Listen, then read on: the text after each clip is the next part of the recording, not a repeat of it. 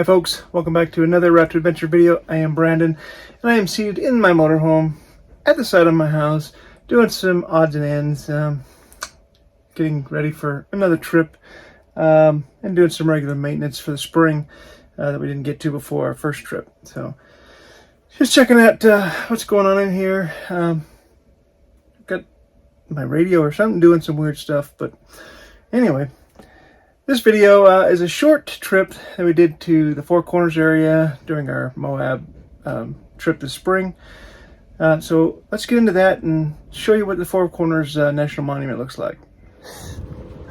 Today we've come down to Four Corners National Monument, which is 2.5 hours away from Moab. Never been here before. We've tried a couple of times, most recently during COVID when they had the area closed, but today it's open, so let's go see this monument.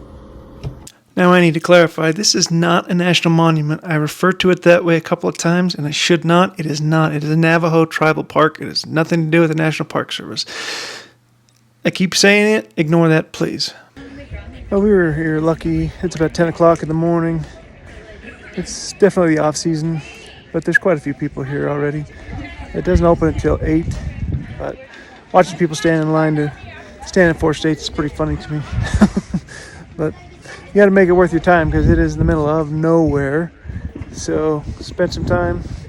We'll do a little looking around at the shops that are open and maybe hopefully help out the locals if they've got anything we want.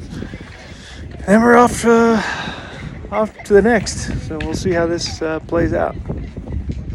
Each state has a stone monument with some write-up on how it was surveyed and a little bit about the state, which is pretty interesting. There's been debate on whether or not this location is actually the location of the Four Corners, but I can tell you that regardless, that is the nationally recognized location of the Four Corners. So take that for what it's worth. There's also some pavilions that are built for vendors to come and sell you their wares, which wasn't too busy today, but I imagine it's fairly full in the summertime. I can't see how people want to call this overrated, because you're literally taking 5 minutes to take a photo, or the long lines in the summertime would be absolutely a nightmare. It would be annoying to somebody like me who's impatient. So this is about as big a crowd I would want to be in. But driving clear the heck out here for this is, you got to do it at least once, but I wouldn't make a special trip of it. If I'm in the area, that's what I would do. If I was within a couple hours, yes, it's worth driving to, but am I just going to drive from Salt Lake or California just to come here? Probably not. But to each their own, To each their own. Now, I'm not trying to belittle it. I think this is a cool monument.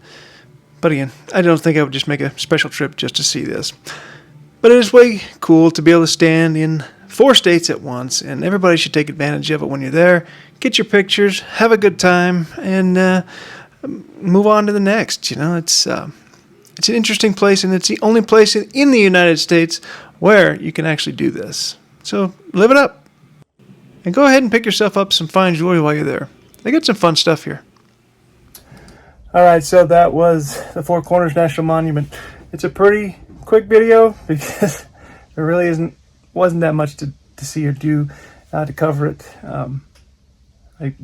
We were only there probably 45 minutes, which after a 2.5 hour drive was kind of disappointing. But there are some other things that you should do if you're going there. I wouldn't just make that the only thing I did. It's a long ways out in the middle of nowhere just to do nothing. But you can go to Hoven Weep, or you can go up into Colorado. There's some other Native American ruins and stuff you can see. So couple all that together and make it a good trip. Just Four Corners is not a point of interest just alone for a whole trip. You want to couple that with a few different things. So check out the area, plan ahead, and remember that in the summertime, I hear that the lines to actually stand on the monument itself is atrocious. So keep that in mind. If you're going there in the peak times, get there early in the morning. That's your best opportunity to have your chance to get there without standing in a huge line. We had quite a few people there. We were there at 10 in the morning in the off season, and there was still a handful of people there just playing around and standing on the Four Corners. which is what you're there for, which makes sense. But standing in line in the summer in the heat, I would not want to do that, not at all. So keep that in mind when you're doing it. Go check out some of the other Native American sites in that area. It's going to be a little bit of a drive, but well worth it. Hoven Weep's good. I really like going to that one. We did that a few years ago. Well worth checking out. So make a trip out of it. Have a good time. And as far as this goes, we'll keep this another short video, and I hope to see you guys back next time when maybe we'll be in the motorhome, maybe we'll be in a tent. Who knows? Don't know what the next adventure is quite yet, but we will bring it to you shortly. So until then, have a great, safe week.